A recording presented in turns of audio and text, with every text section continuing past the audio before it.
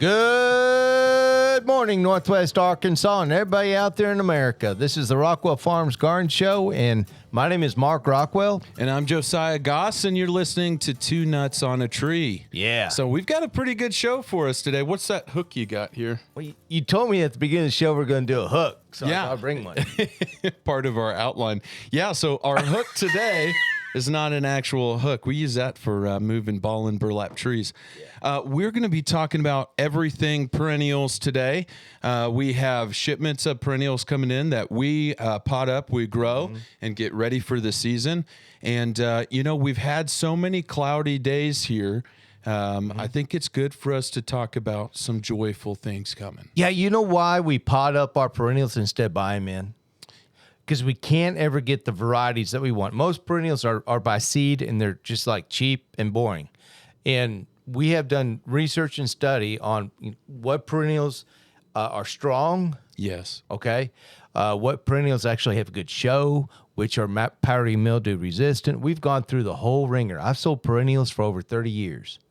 And so we're very, very particular about it. And so that's why we want to do the show. And there's a lot more gratification about growing it in rather than just buying it in. And you're in control on how good it looks. well, also it helps our employees because they get so much more out of it. Yeah, they're in tune with it. Exactly. Yeah. So they know exactly what's going on. So also if you have perennial questions, we can answer those here at the nursery or on the show.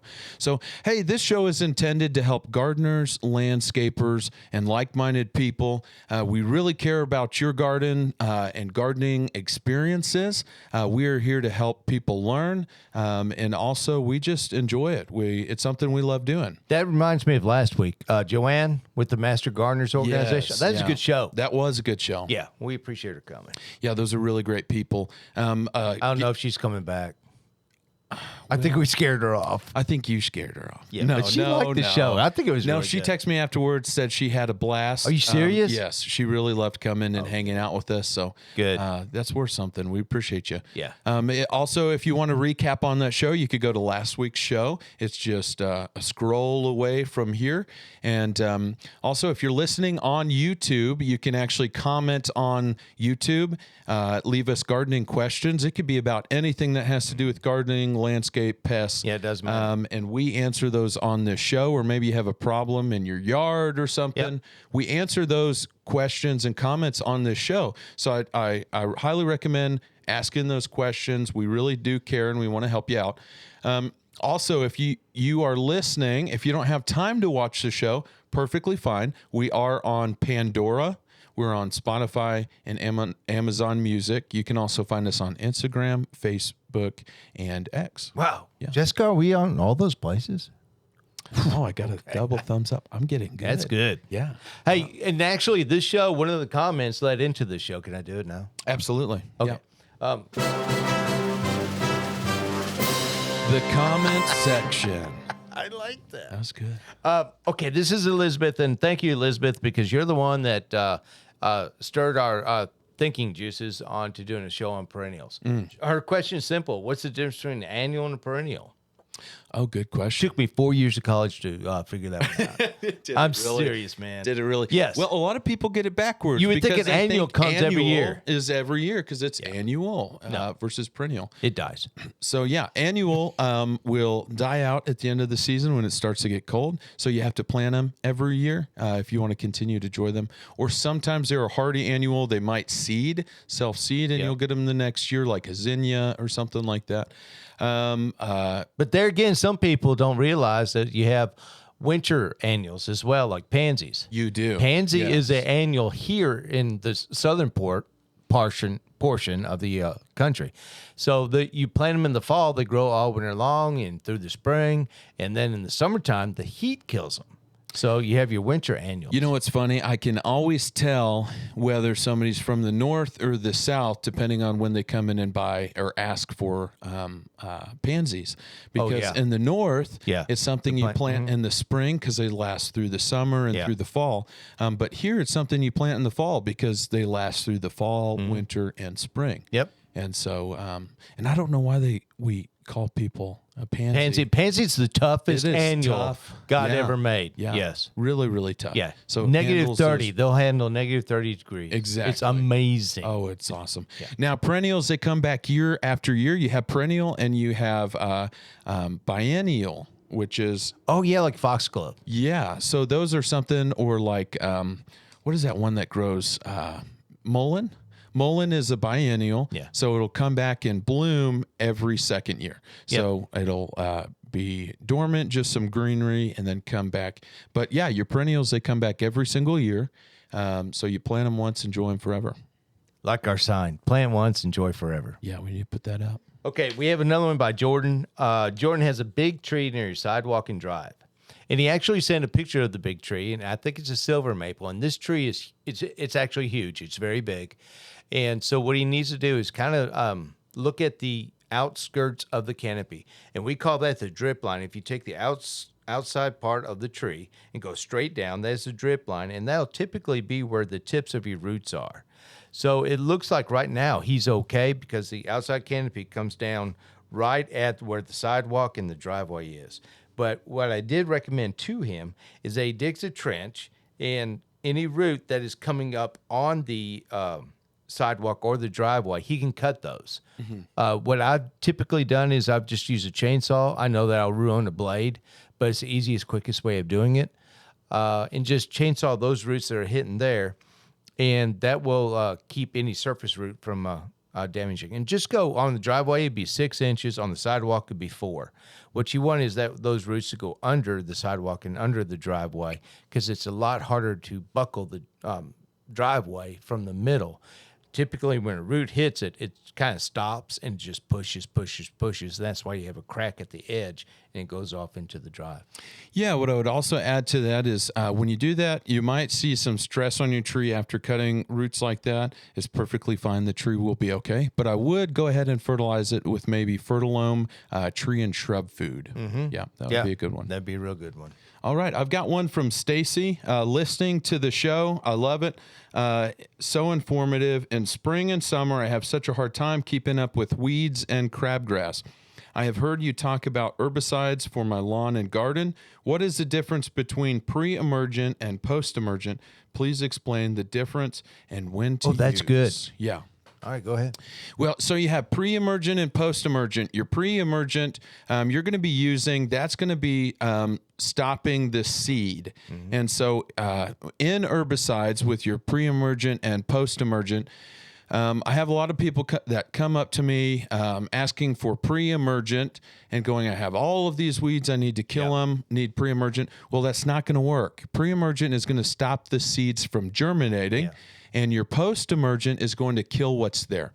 And so would highly recommend starting with a post-emergent herbicide, something like if it's on sidewalk, Weed-free zone. weed killer. Weed-free zone if works it's really in your good. lawn, yeah, weed-free zone is great. Weed out is great.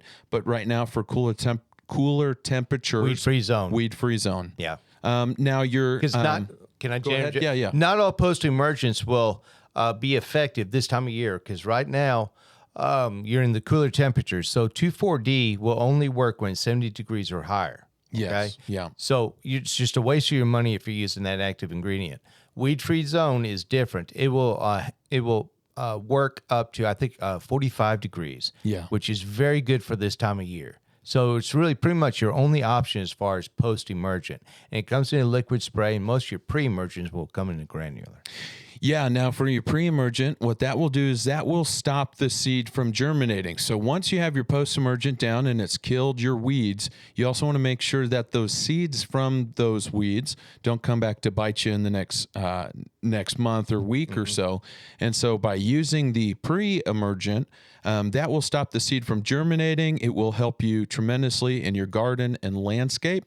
So if you have weeds, again, to cap that, you want to start with your post-emergent, like your weed-free zone. I tell people to put both of them down at the same time. This time of year, second week of February, they can actually do both at the same time. Well, you know, I've had a lot of people come into the nursery that are confused and don't know that there's actually weed killers that you can use on your lawn and it not kill your lawn. And so there are, or in your flower garden, there are herbicides that won't hurt your flowers or shrubs, but will take care of your weeds. So Yeah, like over the top. yes, yes, But that can only be used when the temperatures get warmer. correct. So I right think now the you'll have to nighttime- pick and grin. Yeah, your herbicides work a lot off of nighttime temperature for them to work. For instance, if I went out right now and sprayed, let's just pick a common one everybody knows, Roundup. It's going to take a few weeks or not even work. Yeah. If I go out and spray Roundup right now. Yeah. Okay. Well, that leads us into time to apply. Oh, there we go. Okay. Yeah, I'll let you do. I was waiting for the. Yeah. All right, we've got time to apply. This is a time where you should be out in your garden applying these things to help you out. The first one is High Yield Weed Stopper. This is a great one. 12 pounds, covers 3,000 square foot. It has dimension in it. Dimension works great for crabgrass. And so if you have crabgrass, you want to make sure you're looking for dimension. Sometimes it can be hard to find something that's going to stop that crabgrass from emerging. Yeah, the only way that you can get rid of crabgrass is to stop the seed. That's why the weed stopper by High Yield is a very good pre-mulch. You have to put that down, Yes. and that will keep the crabgrass from propagating itself. And then in the summertime, the only way you can get rid of that crabgrass is using Roundup or Yes, yeah. High Yield's. They do have High Yield has come out with Weed Out with That's right. Crabgrass Killer. Yeah, there you now go. that one is a great one because you can use it in your turf, leave your Bermuda or fescue alone, and kill the crabgrass. It has dicamba in it, and that's a very good main ingredient. Yes. The other one is Howard Johnson. We're talking pre-emergence right now. Howard Johnson, the big yellow bag. Oh, that was good. Yeah, we were I like in sync. Yeah. That was good. The big yellow bag. 50-pound bag, 4 pounds per 1,000 square foot, over 12,000 square feet a bag will cover. That one is a great one if you have a much bigger area. That's what all of our landscapers come and buy. Right. The big yellow bag, because it goes a very long way, works really well in those yards or landscape beds. And so the big yellow bag, Howard Johnson, that is another great one. We also have 5-Star Fescue. I Time love to it. apply 5-Star Fescue. It's an evergreen grass, green 12 months out of the year. It's a beautiful, beautiful shaggy carpet, as Mark would say. Gives you that Elvis Presley He lawn. has it in his backyard. It is a beautiful grass. And so also with the 5-Star Fescue, it does not trail off like Bermuda does. So Yes. where you put it, it stays. Right. And so if you have a problem or have had a problem with Bermuda getting in the flower beds, we highly recommend to switch over to the 5-Star Fescue. And let me comment on that. I see in the chain stores Kentucky 31 called K31, and people will buy that thinking that they're getting a good turf. It's not a turf grass, and I'll tell you why. K31 is developed in 1931 by the University of Kentucky to create a clump-type grass that could handle foot traffic by cattle. You don't want that in your yard. You'll have bump after bump after bump. So I know that's a lot cheaper, but it is not. It was not developed to be a turf-type grass, and people have been buying it because it is cheaper. And the way that I look at it is this is something that you see all the time. I mean, really, a guy's life can be going to hell in a May basket, but if his lawn is green, he's happy. Yes. And so to me, it's very nice to have a fine blade fescue that it's a pleasure to walk through. Now, what I love about the 5-Star Fescue brand specifically is it has 5 different tall fescue seeds in it. You have, like in your sun mix, you have 3 for sun, 3 that germinate well in sun, and 2 for shade. We also have the extreme shade mix. So if you have a really shady yard, you can still get grass back there. That'll grow in the closet. I've had people go, oh, don't worry about that area. I've never grown grass there. I threw seed down anyway, and they have grass there still. Yep. And so the 5-Star Fescue blend, anywhere you need grass, you can get some grass. Yeah, it's good. So Good one. The other one we have is for moles. Time to apply Fertilome Mole Go, 20% castor oil. Now, this is one that we've talked about. You lay it down in strips. It's pretty pungent to the moles and greasy, so the moles do not like it. You put it down in strips, section your yard, and pretty much just drive them out of your yard. Into your neighbors. Yeah, just pick the neighbor. Just don't tell them what you've done. The other one to follow up with is the Easy Mole Trap. These are mole traps that you can, well, essentially what you do is you find a tunnel in your yard. You push it down. If you're not sure which one is an active tunnel, push them down. Go out the next morning and see which one has raised back up. Yeah. And you'll be able to tell if that's one that the moles frequent. You'll basically just step on this thing, come out the next day. Yeah, and you set it with your foot. And that's the really nice thing about it, because the other mole traps you'd have to pull up, and they're actually, for one thing, they're dangerous. Secondly, they're hard to pull up. I never like those because you have them in your lawn, and especially if you have a kid or a dog, they put their hand under there, they're going to get spikes. Yeah, you don't want to put a bear trap in your yard. Yeah, this is extremely safe. Yeah. So this was great. You just step on it and it's set, and you come out and pull it up, and you can just dispose of the mole.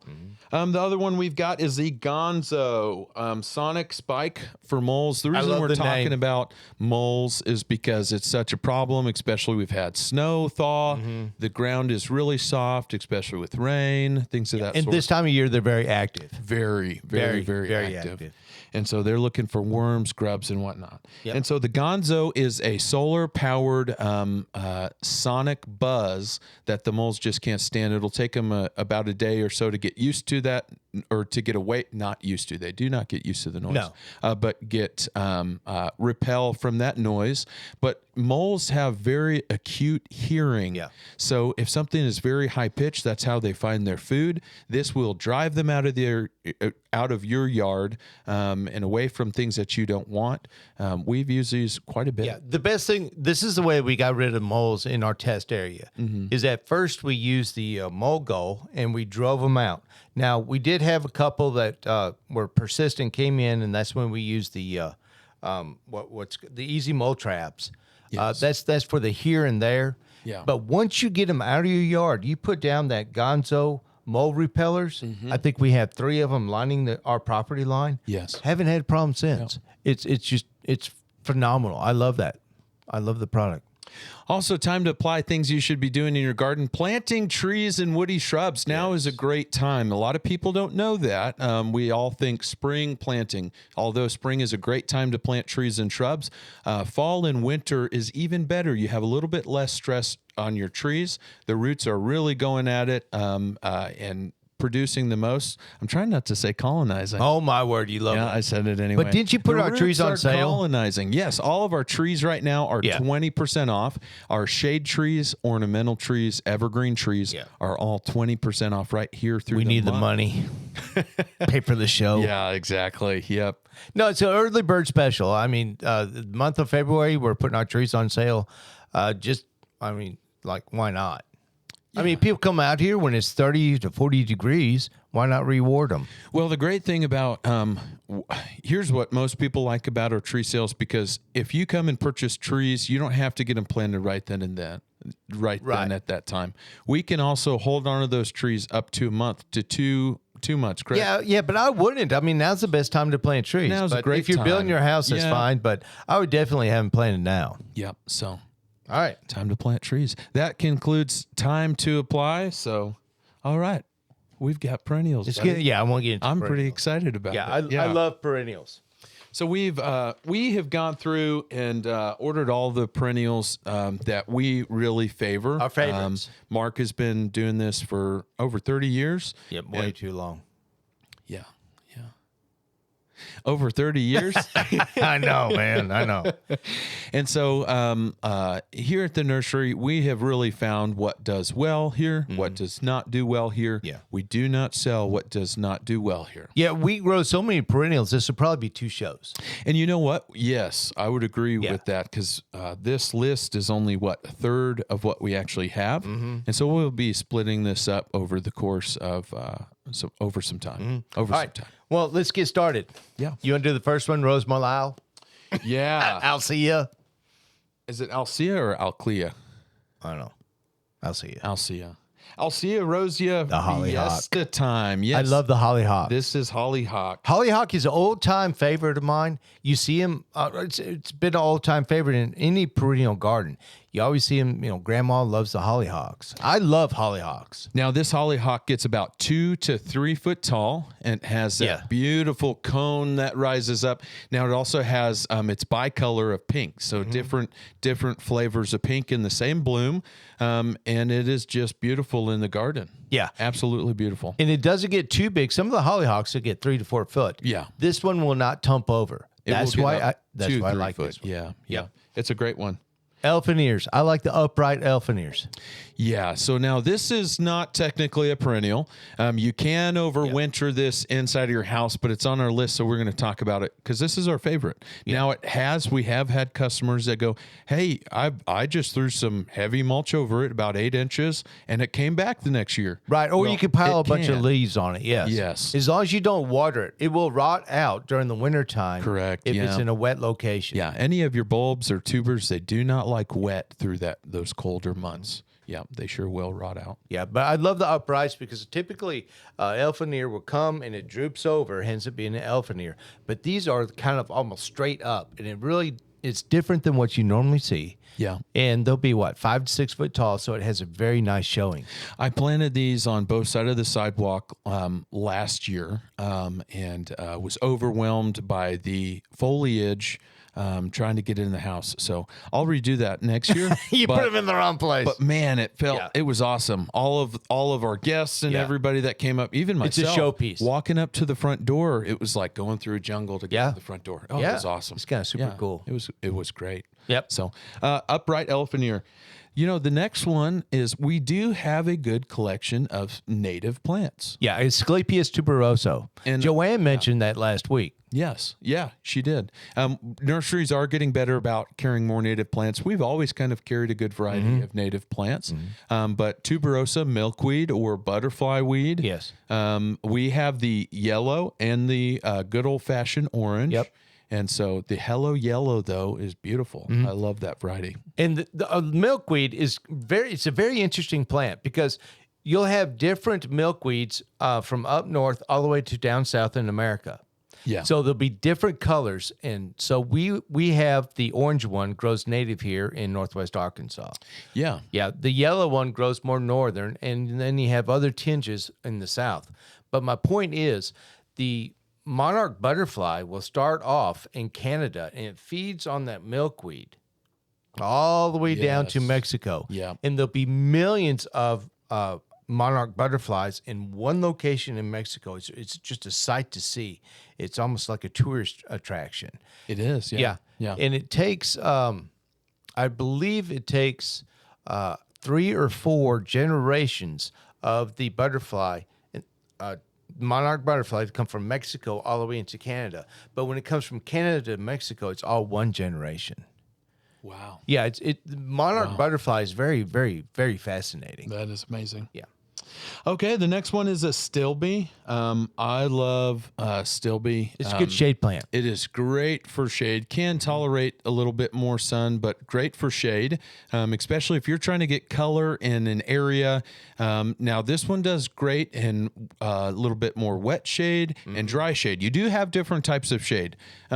So dry shade it can even handle, but it'll have these beautiful, it's like fluffy, beautiful bloom that comes up, and it stands alone. Now, you'll get about 20 inches. And the one that I really wanted to highlight was the chocolate shogun. Shogun. Shogun. No, it is shogun. Yeah. Yeah. Chocolate shogun, because it has the dark foliage and then it has a pink bloom on top of it. So it's a very good contrast. Yes. And in the shade, it's very hard to find color in the shade. Yes. So what I recommend people do, because a lot of times they just have hostas. All right. Yeah. We'll talk about hostas. Yep. But especially with that dark foliage, it looks very good with the bright foliage of a hosta, because a hosta will typically be your bright yellow, white, and green. Yeah. And then when you have that chocolate foliage up on it, and then the pink bloom is just a bonus. So I love this one as a backdrop to a shade garden flower bed. So like up against a house or a rail or maybe on the backside of a path, because this makes such a beautiful backdrop with the flowers coming up and then the darker foliage. It's such a great contrast to anything, and I mean anything you put in front of it. All right. Now we're still in the C's as far as the Latin's concerned. I did that so we'd stay on track. So maybe we should. Perennial. Yes. So we do have some cannas coming in. There are Cannabis? Cannabis. We do not have cannabis coming in. Cannas. No. Canna lilies. Not calla lilies. Don't get those confused. Canna lilies. And so there are some perennial varieties, especially the tall red one. It gets about 4 or 5. I've even seen this sometimes at 6 foot tall. Has a beautiful red lily. Similar, the flower on it is similar to almost like a hollyhock, the way that cones up, but it's not. And then you have the Praetoria, which is a variegated foliage. It'd be yellow and green, and then it has this bloom on. I think the bloom is what? Orange. Yes. Now these are orange is my favorite. Okay, I'm sorry. No, go ahead. I love orange flowers because they are so vivid and you can see them forever. Oh yeah. All right. So when it comes to cannas, my favorite, and cannas will have the very vivid colors. Okay, so their orange is very vivid orange, or their red is very vivid red. Yes. Yeah. Now, these are a great way to get something a little bit more tropical feel in your landscape. Now, that has height. We do recommend still mulching these pretty heavy over the winter, or maybe pulling up the tubers or the bulbs and wintering them over, just like the elephant ear. But these you can mulch over deep and enjoy them the next year. A lot of people put them in pots around their pool or something of that and nature. Bring them in the garage through the winter. And then they'll dig them up and then they'll plant them the next year. Yeah. Because it looks fabulous. They grow probably 3 to 4 foot tall, and it just really is outstanding color for your summer event. Now, technically, they're not a true perennial here, but we're including it in the list. Yeah. Campanula, that is the balloon flower. Yeah. I like the balloon flower. Balloon or bellflower, yeah. Yes. Because one's different. I mean, it comes up and it'll look like a balloon, and then it goes boop, pops open, and then you see all the petals. So this variety is the Tachyon blue. It's almost a truer blue, beautiful, purple, but almost beautiful blue in the garden. If you're trying to get that in there, it's almost a true blue. And it's only 16 to 20 inches to where it doesn't fall over. A lot of the bellflowers would fall over, and this one doesn't. Yeah. Didn't you have a pollination thing happen at the nursery? Oh, you hear that story? Yes, I do. Okay. Yeah. Back in Memphis, when I first started, I had blue bellflowers right next to white bellflowers. And so, I didn't think anything of it. And then I noticed later in the season, I had one come up, and it was blue with white streaks. Wow. Yeah. Cross-pollinated. They cross-pollinated. And I thought, wow, that's super cool. I might be onto something. Well, next thing I know, someone bought it and I didn't have it no more. Yeah. Oh, no. Yeah, that was a bummer. Oh, no. Probably should put sold on it or something. Well, why don't we just, try that here at the nursery? It was really outstanding. I was very proud of myself for that accident. That had nothing to do with it. Coreopsis. Coreopsis. Yeah, these are one of my favorites. Love it. So this is a great full sun flower that will produces in mid-spring to early summer. Yeah. And so you have a good bloom time, and it'll still throw blooms on after that. Oh, it'll bloom all the way to frost. Yeah. It starts late spring, and it'll bloom all the way to frost. And early sunrise is the earliest of them all. Makes kind of a nice low, poofy bush covered in flowers. And there's different varieties. One of those varieties is early sunrise. This one gets about 18 inches tall. And you can't burn it out. It loves the hot heat. Very heat resistant. Hot. Yes. This one also blooms all summer. Also great for deadheading. So if you want to get a big bloom out of it again, you can deadhead this one, and it does well. In most coreopsis, they'll be yellow, but I wanted to call attention to this one. It's called Solar Fancy. It's a cherry red flowers with bright yellow edges.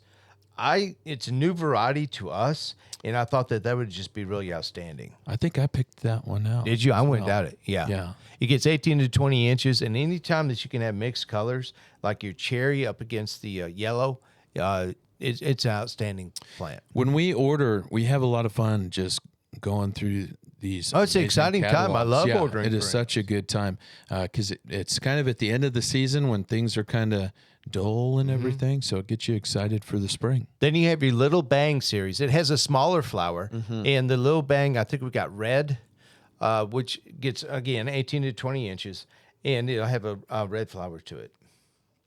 But it's kind of neat because it has a whole bunch of flowers in one little cluster, like the uptick red.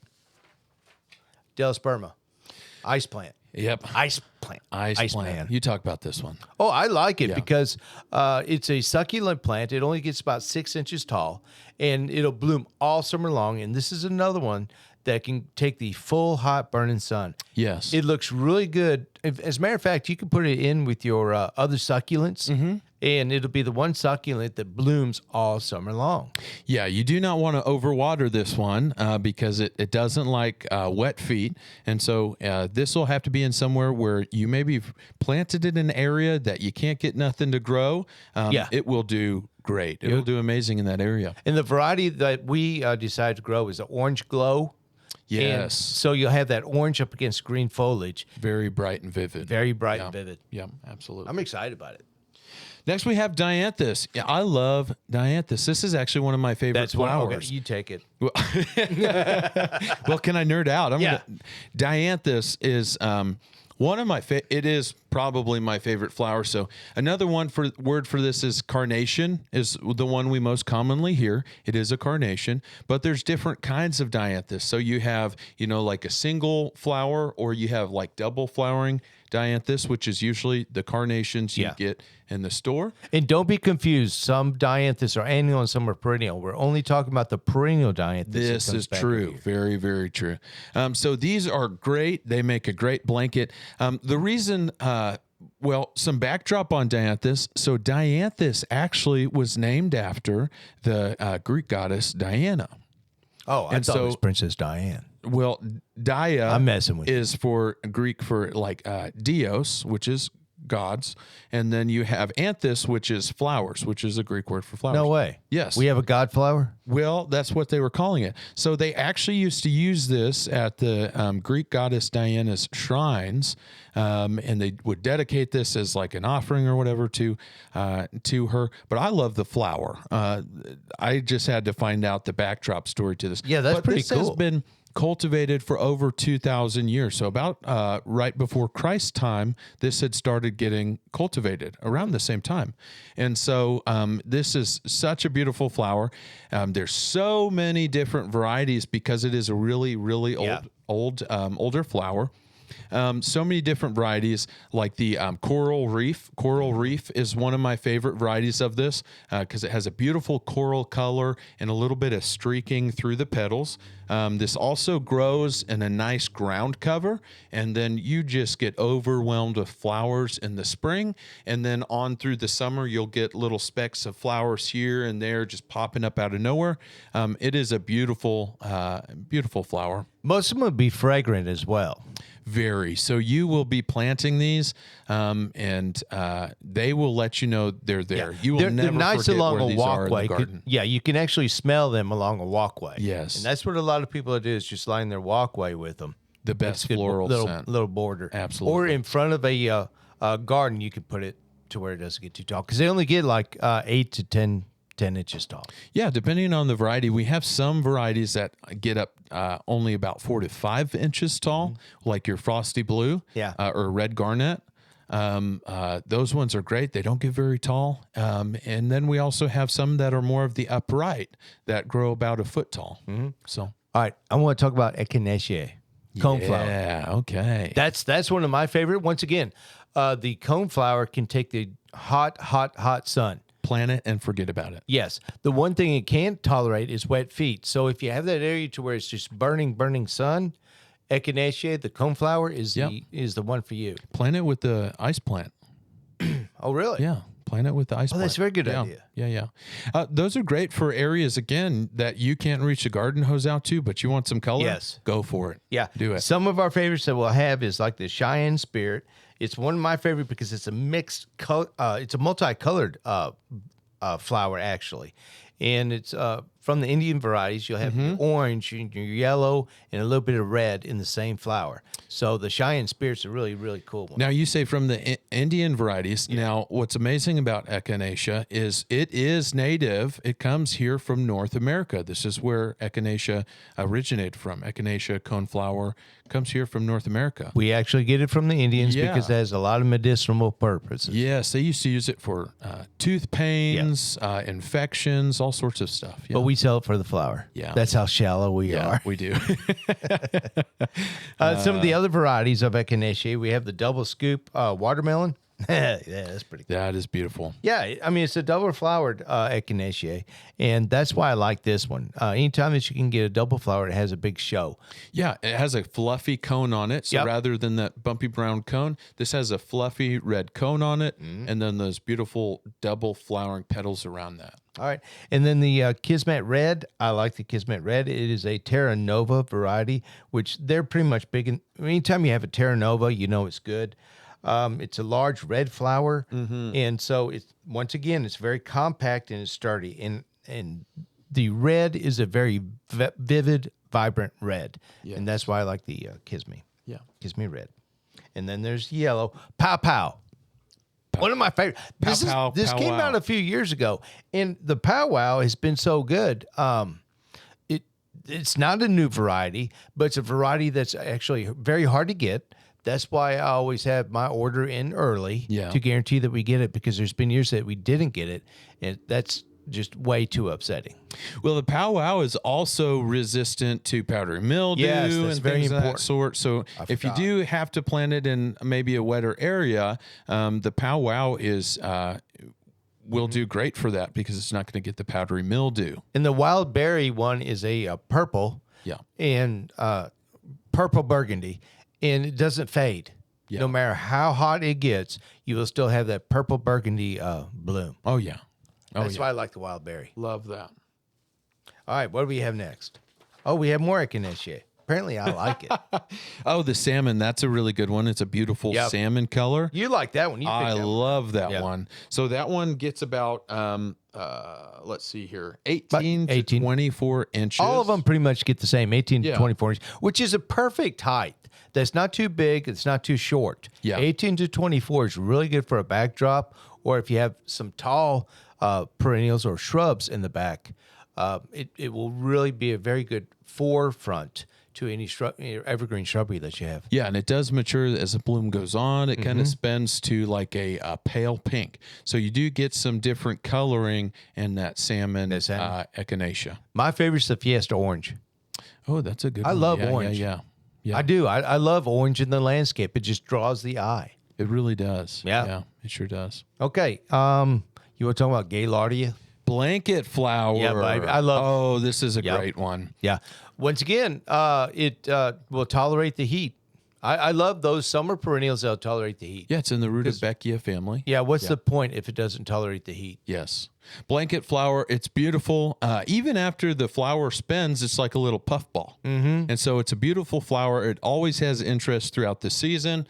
And you get a whole bunch of different shades, from yellow to bicolor yellow, red. Yes. Which really makes it stand out. Anytime that you have red and yellow in the same flower, I call it my headlight plant. Yeah. Because you can see that sucker forever.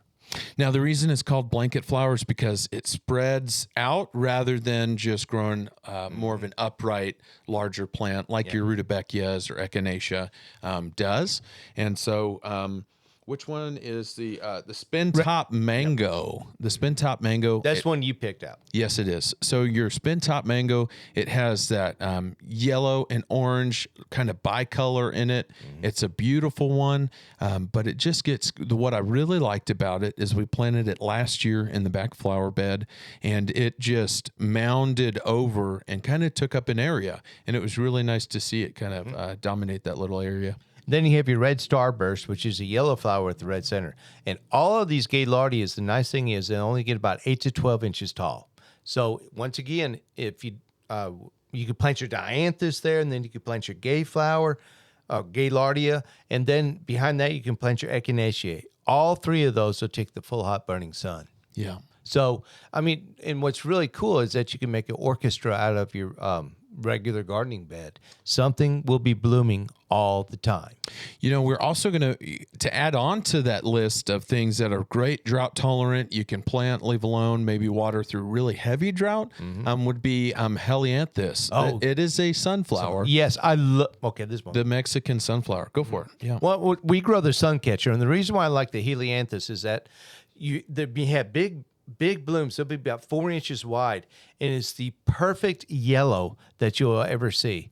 It's a great cut flower. You can cut them and bring Yes, them it into the is. home. Oh, yeah. Put them in water.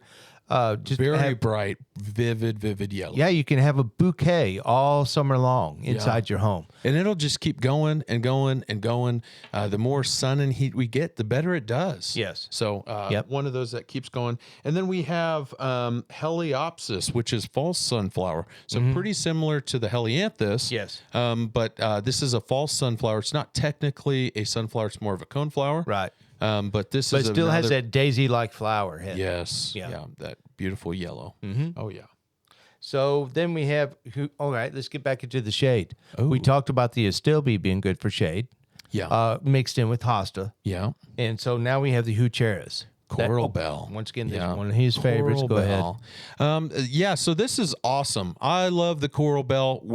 We like to use it a lot for shade gardeners or shaded landscapes, just because it's a great way. Again, you can get color.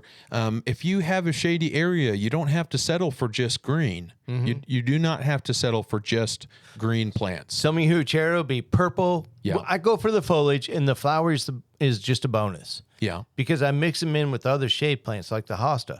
So you have purple huchera, you have green huchera, you have chartreuse huchera. Yeah. And so I go by the leaf a lot, because then you have what you look for is color in the shady area.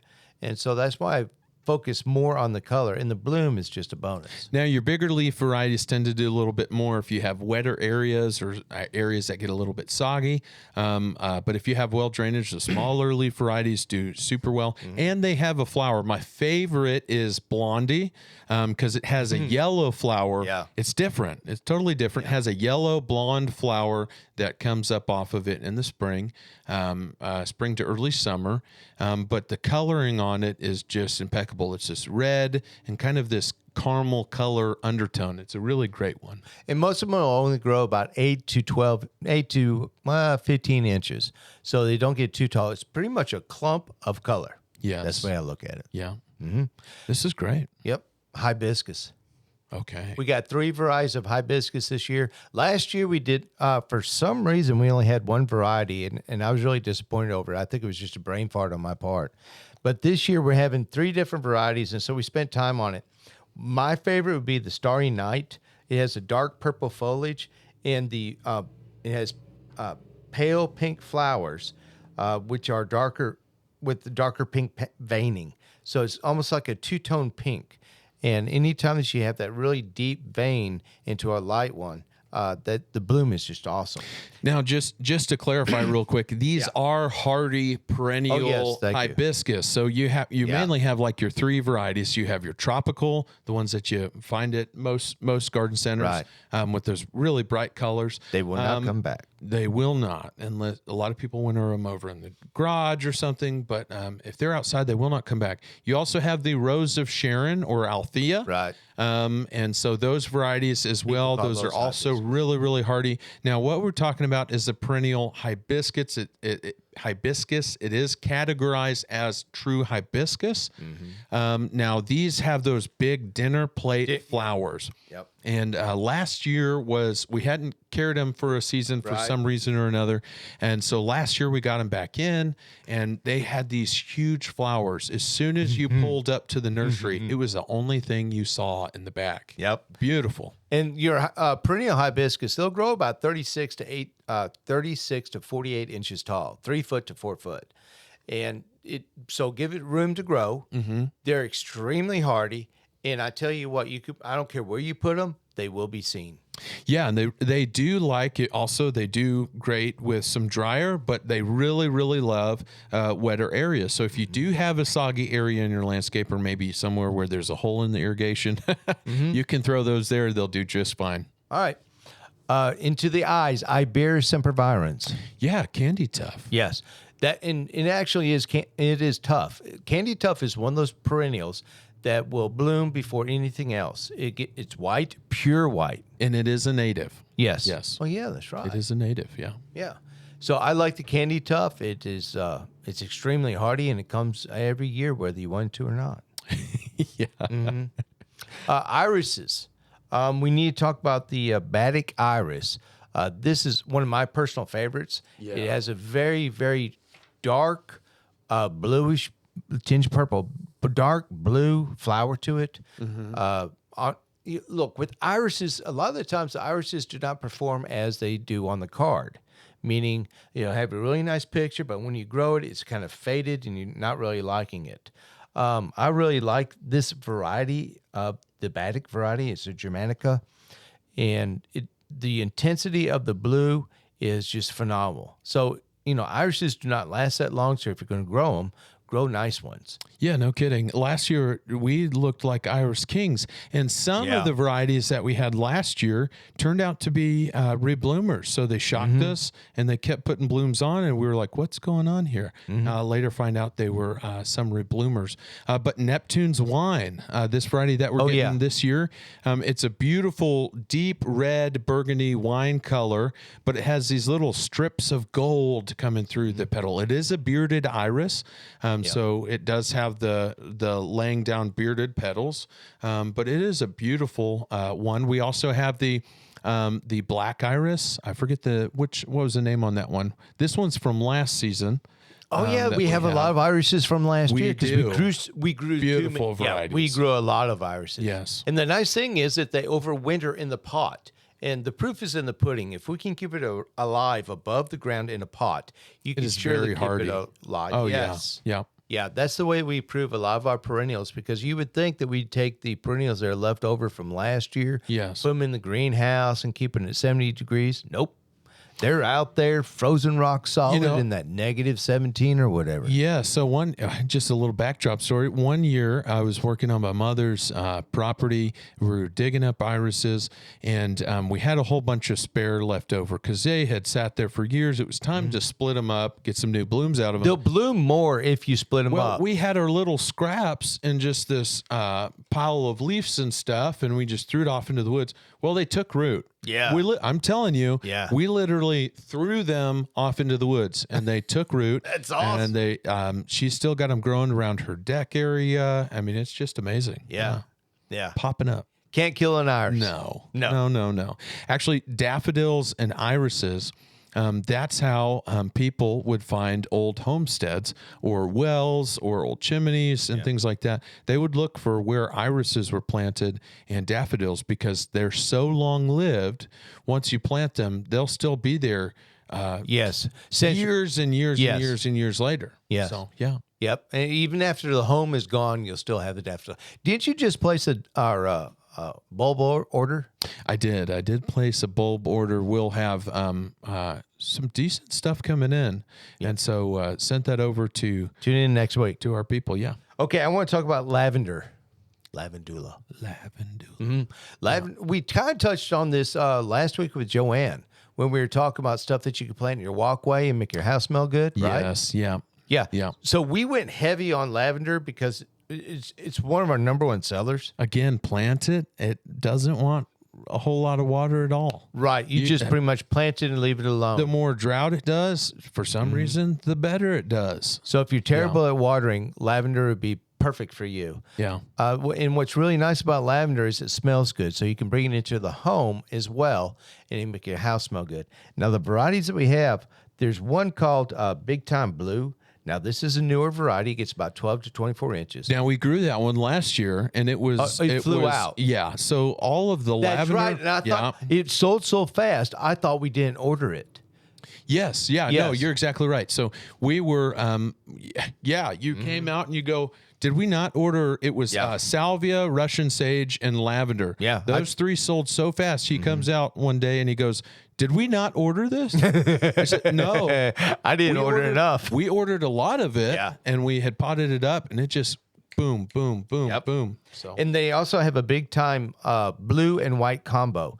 It's a blue flower with white in it, and that's new. We didn't have it last year. what was the name of that one again? Blue and white combo. Blue and white combo. Okay.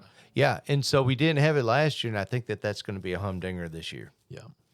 Then we also have your normal Hickoat blue.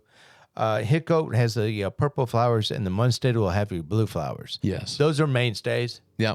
Been around for They ain't going anywhere. They ain't going anywhere. for like ever. Yeah. The Munstead lavender, that's my favorite. All of these you can use for whatever you want to use them for. They're lavender. But the Munstead, that's probably my favorite to use. We make lavender syrup. You put that in our vegetable garden. Yes, I did. It's also a great companion plant. So this will scare off a lot of bugs, pests, and diseases, believe it or not. So great companion plant to put next to anything in your garden. Also brings in really good pollinators. So wherever you're planting this is going to attract those pollinators. Last year around our garden, we put tuberosa, lavender, butterfly bush. We put also monarda. We put monarda, all planted a wall around our vegetable garden, just because the pollination, brings in all those pollinators. It's also a beautiful show we get to watch when we see hummingbirds coming up and bees and butterflies. So I think it really did a very good service on our tomato plants because we had more tomatoes than you can shake a stick at. Oh, yeah. Yeah, we had more pollination. I mean, our beans, oh my word. Beans were taken over. Yeah. Yeah, it was an invasion. It was that Blue Lake bush. Yeah. That's the best bean, by the way. I'm just telling you right now. Tastes really good, grows really well. And and you don't have to. It's not a vine; it's a bush. And we need to do a show on vegetables. Well, we had vines too, and it was an invasion. Yeah. We had way more beans than we could ever want. So I know we still have them. All right, we need to get back to our perennials. We will do a show on vegetables, though. Yes. Yeah. We'll be seeding here soon. Okay. Yeah. Oh man. All right, let's finish the L. She's telling us that we're out of time. Leucanthemum. Leucanthemum's one of my favorites. Always has been. Shasta daisy. Oh yeah. Shasta daisy. The Becky is one of my favorite. It has that 4-inch flower, big yellow center, and then it has the white petals around it. It's double flowered. And Becky is one of my all-time favorite. Very good cut flower, kind of like we talked about with the echinacea and the others. Just bring it inside and it gives you a bouquet all summer long. Yeah. Now, Becky is also really cold hardy. It's also now Shasta daisies or daisies in general are deer resistant. They're drought tolerant and they can handle some shade. And so if it's on the east side, you can still plant the Shasta daisy and be fine. We're having a new variety that we've never had. It's a AAS award winner, the Sweet Daisy Rebecca. It looks just like the Becky, which I really like. But it has the daisy-like double-fringed white petals. So we're going to try that. Yes, kind of frilly flower. Yeah, we like the picture. It looked good in the picture. Yep. Yeah. And right. The real sunbeam, I think that's a yellow one, if I'm not mistaken. Yeah, deep gold yellow. Yep.